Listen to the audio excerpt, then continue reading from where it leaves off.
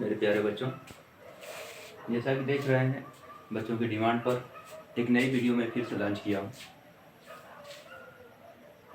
जो कक्षा 12 के लिए है। और यह बहुत ही इम्पॉर्टेंट क्वेश्चन है। जैसा कि आप देख सकते हैं, यह बोर्ड एग्जाम में कई बार पूछा भी है। कह रहा है कि एक समतल आवेशित अनंत समतल चादर के कारण विद्युत क्षेत्र। कहने का मतलब यह है कि समतल आवेशित चादर के कारण किसी बिंदु पर विद्युत क्षेत्र निकलना है। तो इसके लिए देखो, एक कोई समतल चादर है जिसके कारण हम किसी बिंदु पर, इस चादर के कारण जिस पर एक धनावेशित है, इसके कारण किसी बिंदु पर हमें क्या निकलना है? विद्युत क्षेत्र निकलना है। तो हम मान लेते हैं कि माना अनंत विस्तार की एक समतल चादर पर धन आवेश एक समान रूप से वितरित है, जिसका पृष्ठ आवेश घन सिग्मा है। मेरे प्यारे बच्चों, कहने का मतलब ये कह रहा है कि एक कोई समतल चादर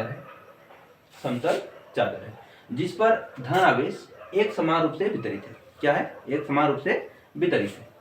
और इस पर जो आवेश वितरित है उसका पृष्ठ आवेश घनत्व क्या है? पृष्ठ आवेश घनत्व क्या है बच्चों? सिग्मा। क्या है? सिग्मा। पृष्ठ आवेश घनत्व सिग्मा है। ठीक है।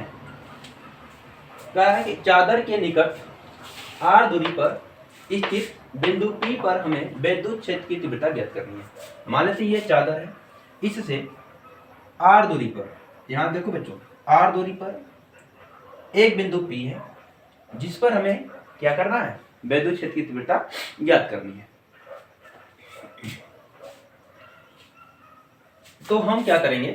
हम मान लेंगे कि माना चादर के दूसरी ओर P के ही समान, चादर के दूसरी ओर P के ही समान R दूरी पर एक अन्य बिंदु लेते हैं, और वह बिंदु इस प्रकार लेते हैं कि रेखा P डैश चादर के तल के लंबवत है।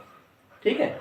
तो हम मान लेंगे कि एक बिंदु जो P है, ठीक इसी प्रकार से हम दूसरा भी बिंदु लेंगे और वह बिंदु चादर के दूसरी तरफ लेंगे, और इस प्रकार लेंगे कि ये दोनों ही बिंदुएं चादर तल के क्या हो? ये जो चादर तल है इसके लंबवत है। ठीक है। चादर तल के क्या हो? लंबवत हो। देखिए बिंदु, ये हमारे एक ये है और ये क्या है? चादर तल हमारा ऐसे है, ये दोनों बिंदु इसके क्या है? लंबवत है। ठीक है। तो फिर कह रहा है अब P डैश को, ये P है और ये क्या है? P डैश है। P डैश को अक्ष मानकर A अनुप्रस्थ काट वाले P डैश को अक्ष मानकर A अनुप्रस्थ काट वाले, देखिए यहां से ये पूरा इसका क्या है? इसका क्षेत्रफल A है। क्या है? A है।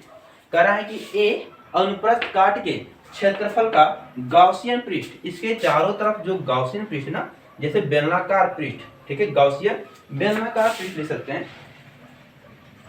यहां पर आप चाहें तो गॉसियन बेलनाकार, क्या है? गॉसियन बेलनाकार पृष्ठ, ठीक है, की कल्पना करते हैं, जिसके दोनों तल यस1 व यस2 चादर के समांतर है। जैसे दोनों तल, ये तल देखो, इसका तल और इसका तल, दोनों ही तल चादर तल के क्या है? समांतर है। तथा एक तल यस3 गॉसियन के पृष्ठ पर है, और दूसरा तल जो तीसरा यस3 है वह क्या है? ये यस3 बच्चों, और ये क्या है? चादर के, यानी जो गॉसियन पृष्ठ है उसके तल पर है। क्लियर हो गया?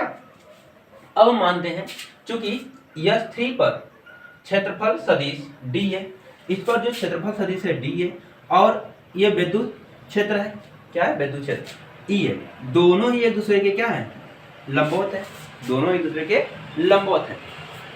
तो एक दूसरे के लंबवत है, अतः यस3 से गुजरने वाला कुल विद्युत फ्लक्स, तो हम इस बिंदु से गुजरने वाला कुल विद्युत फ्लक्स फाइंड कर लेते हैं। और जब इस बिंदु से गुजरने वाला कुल विद्युत फ्लक्स हम फाइंड करते हैं तो देखो फाई इक्वल टू फाई 3 क्या होता है? फाई 3 इसको इंटीग्रेशन S3 बोलते हैं। S3 हम इसलिए बोल रहे हैं क्योंकि यहाँ पर सरफेस S3 है, ठीक है। तो S3 E into D A cos theta, और आप जानते हैं cos थीटा होता है, लेकिन cos थीटा यहाँ पर थीटा का मान चूंकि लंबवत है तो इसलिए 90 अंश होगा, तो कर रहा है cos थीटा यानी cos 90 अंश। और cos 90 अंश का प्यारे बच्चों नाम वैल्यू होती है क्या, 0। cos 90 की वैल्यू क्या होती है, 0। अतः यहाँ पर हम cos 90 की वैल्यू पुट करेंगे तो ये पूरा क्या हो जाएगा, 0। अतः S3 से गुजरने वाला कुल विद्युत फ्लक्स φ3 इक्वल टू क्या हो जाएगा, 0। ये समीकरण नंबर हो जाएगा 1। क्लियर है। अब देखो यहाँ पर इन दोनों बिंदुओं की हम बात करते हैं P और P डैश की। क्या होता है, P और P डैश की दोनों ही बिंदु एक दूसरे के क्या है, मतलब इसके कागज तल के दोनों ही बिंदुओं पर देखते हैं। तो यहाँ पर देखो DA और क्या था, E, DA और E एक ही दिशा में है, तो वही मैंने लिखा है कि S1 तथा S2 पर क्षेत्रफल सदिश DA व विद्युत क्षेत्र E दोनों ही समान दिशा में है। अतः S3 से गुजरने वाला विद्युत फ्लक्स, तो हम S1 से गुजरने वाला विद्युत फ्लक्स क्या होता है, φ1, यानी φ1 इक्वल टू हो जाएगा integration S1 E dA cos 0। क्योंकि जब एक ही दिशा में है तो इनके बीच कोण क्या होगा, 0, तो पूरा 0 हो जाएगा, मतलब ये 0 हो जाएगा। और cos 0 की वैल्यू क्या होती है, यहाँ पर हम लिख सकते हैं cos 0 की वैल्यू क्या होती है, 1 होती है। cos 0 की वैल्यू 1 होती है, अतः ये 1 हो जाएगा, तो φ1 इक्वल टू कितना हो जाएगा, E dA हो जाएगा। क्या हो जाएगा, E dA, समीकरण नंबर 2। ठीक है। अब देखो प्यारे बच्चों, हम इसको क्या करते हैं, मिटाते हैं और इसको अच्छी तरह से और सॉल्व करते हैं। ठीक है, देखो अभी फिगर को हम थोड़ा सा छोड़ देते हैं क्योंकि फिगर हमारा अभी काम करेगा।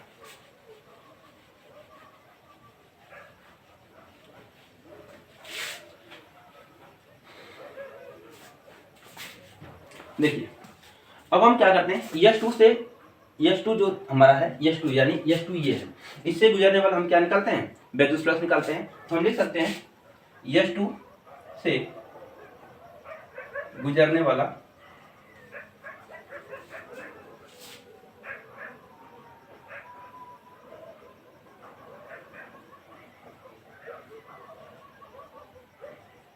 विद्युत फ्लक्स कितना हो जाएगा, ठीक है। तो हो जाएगा φ2 इक्वल टू ये हो जाएगा integration S2 E dA cos 0, और फाइंड कर लेंगे तो φ2 इक्वल टू कितना आ जाएगा, यहाँ पर भी cos 0, और cos 0 की वैल्यू क्या होती है, cos 0 की वैल्यू होती है, cos 0 की वैल्यू क्या होती है, 1। ठीक है, तो यहाँ पर भी क्या हो जाएगा, यहाँ पर ये हो जाएगा इंटीग्रेशन S2 E dA, यहाँ पर भी हो जाएगा, ये समीकरण नंबर हो जाएगा 3। क्या हो जाएगा, समीकरण नंबर 3।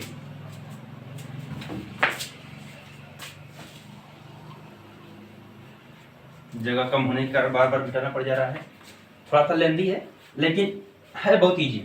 ठीक है, अब व्याख्या करेंगे, आप लोग इसको अच्छी तरह समझेंगे। ठीक है, अब देखो प्यारे बच्चों, यहाँ पर देखो ये निकल गया S1, S2 तथा S3 तीनों निकल गया। अब हम क्या करेंगे, मतलब यहाँ पर S2 है, यहाँ पर मतलब φ1 है, φ2 है, और ये क्या है, φ3 है।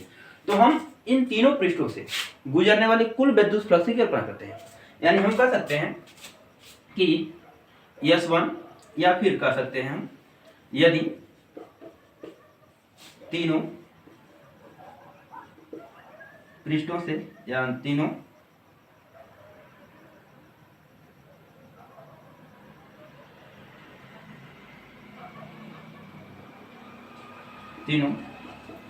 पृष्ठों से गुजरने वाला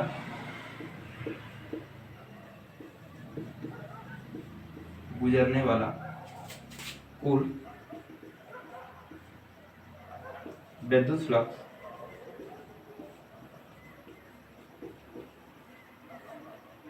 फाई ई हो तो समीकरण 1, 2, तथा 3 से, 1 2 तथा 3 से। तो हम देख लेते हैं। तो फाई ई इक्वल टू कितना हो जाएगा, समीकरण 1, अर्थात फाई 1 इक्वल टू हो जाएगा समीकरण, यानी हो जाएगा phi 1 plus phi 2 plus phi 3। अब सबका मान रख देते हैं, समीकरण 1, समीकरण 2, समीकरण 3 से इसका मान रखने पर, ठीक है। तो देखिए एक मिनट,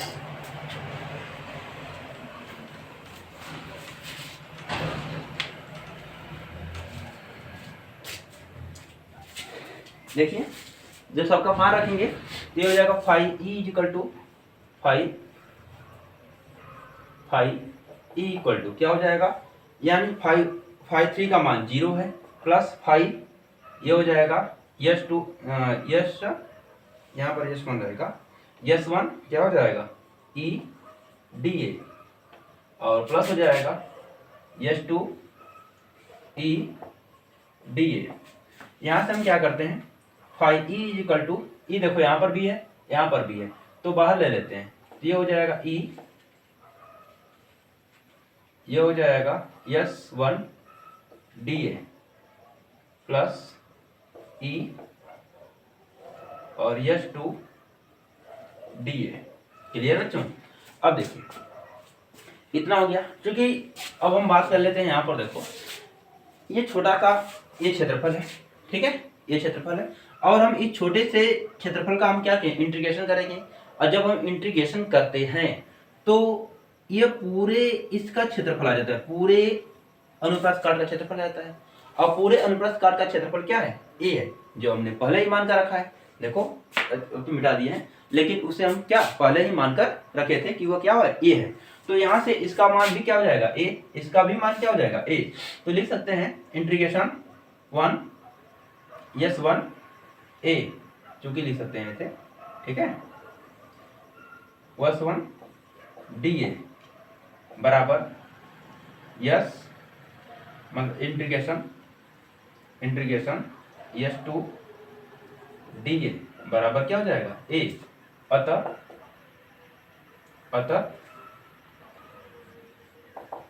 उपरोक्त समीकरण से देखते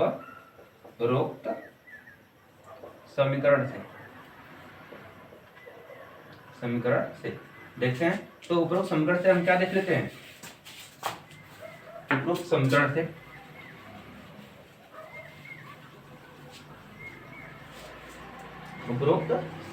से इसमें हम क्या रखेंगे, ए मान उठा कर रख देंगे। ये फाई ई इक्वल टू कितना हो जाएगा, फाई ई इक्वल टू ये हो जाएगा ई ए प्लस ई ए, और ये हो जाएगा फाई ई इक्वल टू क्या हो जाएगा 2 ई ए। समीकरण नंबर 1 कौन सा हो जाएगा, 4। समीकरण नंबर क्या हो जाएगा, 4। क्लियर हो गया।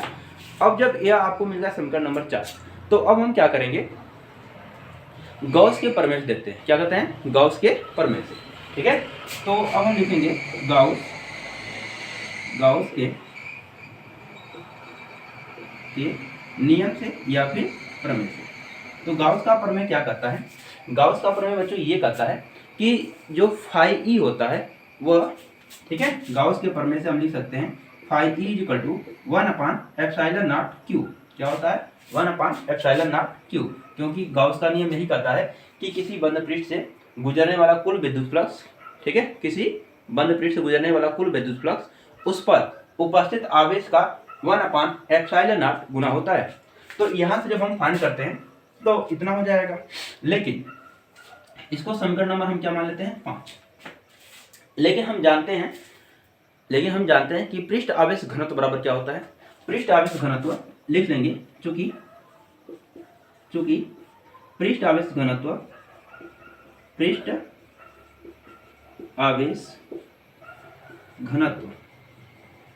बराबर होता है पृष्ठ आवेश घनत्व सिग्मा इक्वल टू क्या होता है, पृष्ठ आवेश घनत्व सिग्मा इक्वल टू होता है, ठीक है, पृष्ठ आवेश घनत्व सिग्मा इक्वल टू Q/A होता है। क्या होता है, Q/A।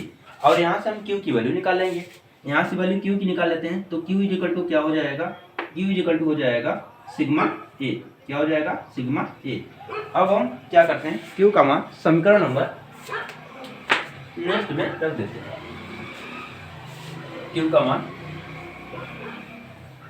अब इसका काम नहीं है इसलिए हम क्या करते हैं, हटा देते हैं। ठीक है, Q का मान समीकरण 5 में रखने पर, Q का मान समीकरण 5 में रखने पर, जब यहाँ पर रखते हैं तो क्या हो जाएगा, phi E equal to epsilon naught phi E equal to epsilon naught sigma A. समीकरण नंबर कौन सा हो जाएगा, समीकरण नंबर हो जाएगा 6, समीकरण नंबर 6। अब देखो बच्चों, समीकरण यहाँ पर देखो, ये फाई ई इक्वल टू इतना है और यह समीकरण नंबर 4 का रहा है फाई ई इक्वल टू इतना है। अब हम क्या करते हैं, समीकरण 4 और समीकरण 5 को 6 को एक साथ लेते हैं, तो लिखेंगे समीकरण 4 तथा समीकरण 6 से तो हम देखते हैं कि समीकरण 4 भी फाई के बराबर है और ये भी फाई के बराबर है, तो दोनों का एक पक्ष बराबर है तो दूसरा पक्ष भी क्या होता है, बराबर होता है। बस, तो यहीं से हमारा क्या हो जाएगा, 2EA equal to epsilon naught sigma A. और देखो बच्चों, ए से ए कैंसिल, तो हमें क्या निकालना है, ई ही निकालना था और ई विद्युत क्षेत्र होता है, इसी को हमें निकालना था। तो ये 2 इधर जाएगा तो सिग्मा अपान क्या हो जाएगा, 2 सिग्मा अपान 2 एप्सिलॉन नॉट। और ये क्या होता है, विद्युत क्षेत्र होता है। क्योंकि आप जानते हैं विद्युत क्षेत्र का मात्रा क्या होता है, न्यूटन प्रति कूलम हो जाता है, तो ये हो जाएगा इतना न्यूटन प्रति कूलम। क्लियर है मेरे प्यारे बच्चों? यदि ये आप लोग के लिए थोड़ा भी यूजफुल लगा है तो चैनल को सब्सक्राइब करें और शेयर करें। ठीक है, ओके, बाय बाय।